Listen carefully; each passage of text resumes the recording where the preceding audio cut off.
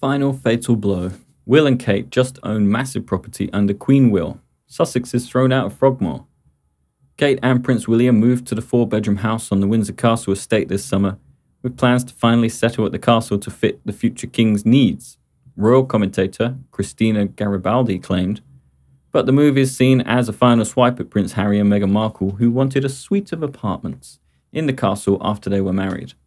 The Queen instead gave them Frogmore Cottage close by. Prior to the death of Queen Elizabeth II in September 2022, Kate, William, George, Charlotte and Louis moved to Adelaide in order to be nearer the monarch to offer support in the final years of her reign, as well as to live a more understated life in the country. During the first week in their new Berkshire home, the Queen died aged 96 at Balmoral Castle in Scotland, with King Charles III ascending to the throne as per the royal line of succession. Royal commentator Christine Ross said that there were definitely rumours and hints that Adelaide Cottage was a stopping point until they moved into Windsor Castle, but I don't think they would ever do that until the Queen had passed, which she now has. Windsor Castle is the largest and oldest occupied castle in the world, according to the Royal Collection Trust. 40 monarchs have called the palatial space home since it was built by William the Conqueror in the 11th century. Queen Elizabeth used Windsor Castle regularly throughout her reign, though it is thought that King Charles won't spend as much time there.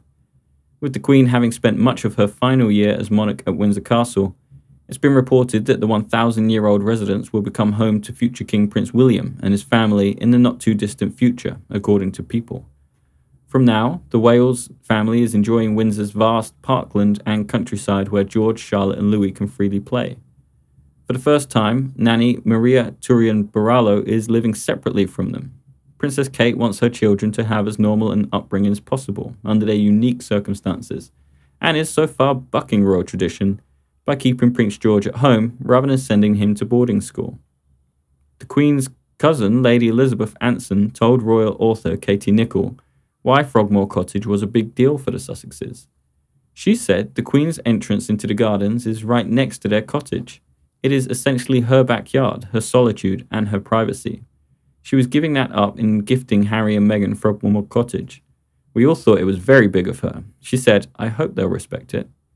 However, it was reported that the Duke and Duchess of Sussex was disappointed because they wanted to move to a string of luxurious apartments in Windsor Castle, and now certainly they never get it. Since the Queen's death, William and Kate were named the new Prince and Princess of Wales, and, People reports, the couple have stepped up in the wake of her late Majesty's death. Royal expert Katie Nicholl calls the couple's transition into their new roles seamless and says that the pair have stepped up to the plate. Telling the outlet William's years of being mentored by his grandmother and his father have really paid off because the transition to Prince of Wales has been seamless. Kate has also effortlessly moved into a role with so much weight and history and is already making it her own. William is closer to his father, King Charles, than ever, Nicholl said, adding that they speak on the phone most days. They are very aligned in their vision of the future of the monarchy and united over the notion of sovereignty. As one of my contacts told me, a source speaking to People seconded this, adding, talking about the future of the country and their future roles has strengthened their bonds.